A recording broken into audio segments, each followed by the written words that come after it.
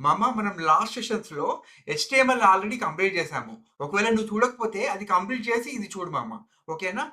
ఇప్పుడు మనం సీఎస్ఎస్ అనేది నేర్చుకున్నాం ఈ సెషన్స్‌లో. ఓకేనా? ఈరోజు మనం కవర్ చేసేసి వాట్ ఈస్ సీఎస్ఎస్ అండ్ దీనివల్ల యూజ్ ఏంటిదనేది నేర్చుకున్నామమ్మ. ఓకేనా? హెచ్‌టీఎంఎల్ అనేది స్ట్రక్చర్‌ని క్రియేట్ చేస్తది. మనం ఆల్రెడీ చూసాము. Text boxes, text, image, buttons ఇవన్నీ చూపించడం కోసం మనం ఏం చేస్తాం? హెచ్‌టీఎంఎల్‌ని వాడాం. అవునా కదా? ఇప్పుడు ఏం చేస్తామంటే సీఎస్ఎస్‌ని వాడి వాటికి కలరింగ్ ఎలా ఇవ్వాలి? వాటి సైజ్ ఎంత ఉండాలి? వాటి మధ్యలో స్పేసింగ్ ఎంత ఉండాలి? దాని అలైన్‌మెంట్ ఎలా ఉండాలి? దాని లేఅవుట్ ఎలా ఉండాలి? అనేవి డిసైడ్ చేయడానికి మనము సీఎస్ఎస్‌ని వాడి ఈ రెండిటిని మనం డిసైడ్ చేస్తామన్నమాట మామ. ఓకేనా? ఇన్ సింపుల్ వర్డ్‌గా చెప్పాలంటే హెచ్‌టీఎంఎల్ అనేది స్కెలిటన్. ఓకేనా? సీఎస్ఎస్ అనేది స్కిన్ అండ్ క్లాత్ అని అనుకో మామ. ఓకేనా? క్లియర్‌గా అర్థమైంది కదా మామ. ఓకేనా? మామ దీనిలో మనకి సింపుల్ ఇంటర్వ్యూ క్వశ్చన్ ఒకటి ఉంది మామ. వాట్ ఈస్ సిఎస్ఎస్ అని అడుగుతారు మామ. దానికి మనం ఏమని ఆన్సర్ చెప్పాలి మామ?